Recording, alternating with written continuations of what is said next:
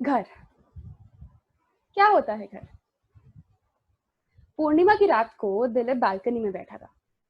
पैर मेज पर थे, हाथ में कॉफी का मग था। कॉफी भले ही ठंडी थी, मगर दिलीप के ख्याल अभी भी गर्म। दिलीप का बचपन राजस्थान में बीता था। पूर्वजों के जमाने की हवेली में ही उसका उठना बैठना था। छोटी बहन के साथ हंसी ठिठोली, माँ बाबा की डांट, सब उसने हवेली में देखा था। आलीशान कमरे, मखमली पर्दे, राजघराने की खुशबू। उसमें से सबसे ज्यादा दिलीप का दिल एक काले ग्रामीफोन पर आता था। बाबा हर शाम ग्रामोफोन चला देते थे और दिलीप जहां कहीं भी हो, दौड़ता हुआ उनके कमरे में पहुंच जाता था। बाबा कुर्सी पर और दिलीप वहीं नीचे बिस्तर के पास, जमीन पर।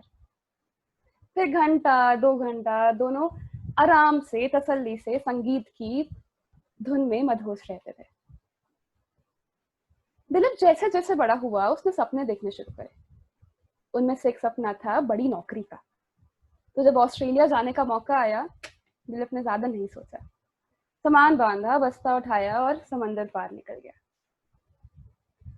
मगर बात ऐसी थी कि माना दिलीप ने ऑस्ट्रेलिया में अपनी जिंदगी बसानी शुरू कर दी थी, उसका मन वहीं हवेली की उन हवाओं में बसता था।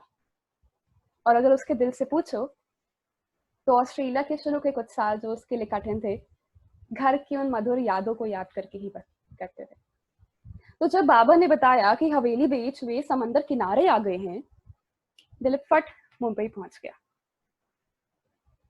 माहौल अजनबी सा था, लोग वही थे, मगर कहते हैं ना, दिलीप का दिल हवाओं में बसता था उस हवेली की। उसने काफी सोचा कि घर का मतलब क्या होता है। इस 3 BHK को वो घर बोल पाएगा, उसके लिए ये जवाब देना थोड़ा मुश्किल था। उस शाम दिलीप बालकनी में बैठा था, मेज पर पैर रख, हाथ में कॉफी का मग लिए, अपने ख्यालों में मदहोश था। मन में बाबा के ग्रामोफोन की धुन बज रही थी, मगर दिमाग घर की एक परिभाषा ढूंढने में लगा था। क्या होता है घर, उसने सोचा। जहां अपनों का साया हो और कुछ भी नहीं पराया हो। जहां कदम रखो तो दिन भर की थकान है मिट जाती, और जिसके पास जाते ही चेहरे पर एक मुस्कान है आ जाती। जहां बातों का किस्सा हो शुरू तो वक्त का पता नहीं लगता। जहां अपनों का साया हो, कहते हैं वही घर कहलाता है।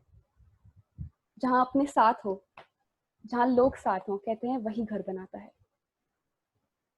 पर क्या सिर्फ अपनों से घर घर बनता है, या चीजों का भी कोई मोल होता है? दीवारों का रंग, पर्दे खिड़कियों के संग, और कोने में रखा मेज जो खाता है जंग। एक कुर्सी की जगह बदल दो तो क्या अजीब सा लगता है, और दीवार पे लगी तस्वीर को उतार दो तो क्या फर्क दिल को पड़ता है?